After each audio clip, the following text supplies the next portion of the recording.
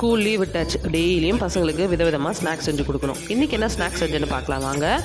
குக்கரில் முதல்ல வேர்க்கடலையை வேக வச்சு எடுத்துக்கிட்டேன். காஞ்ச வேர்க்கடலை இருக்குது இல்லைங்களா, அதை ஒரு 2 மணி நேரம் 3 மணி நேரம் ஊற வச்சு ஒரு 5-6 விசில் வேக வச்சு தனியாக ஒரு பாத்திரத்தில் எடுத்து வச்சுக்கிட்டேன்.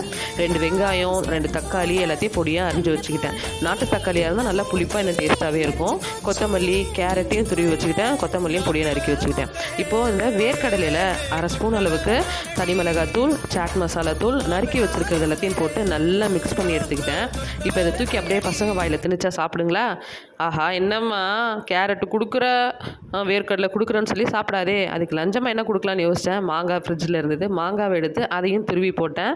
கடைசியாக பொரியை தூக்கி போட்டேன். கடையில் பார்த்தீங்கன்னா பொரி கம்மியாக இருக்கும், பொரி அதிகமாக இருக்கும், வேர்க்கடலை கம்மியாக இருக்கும். நம்ம வீட்டில் பார்த்தீங்கன்னா வேர்க்கடலை அதிகமாக போட்டு வெஜிடபிள்ஸ் அதிகமாக போட்டு பொரியை கம்மியாக போட்டு கொடுக்கலாம். நீங்கள் ட்ரை பண்ணி பாருங்கள், வேறு லெவலில் இருக்கும், சூப்பராக இருக்கும் ஃப்ரெண்ட்ஸ்.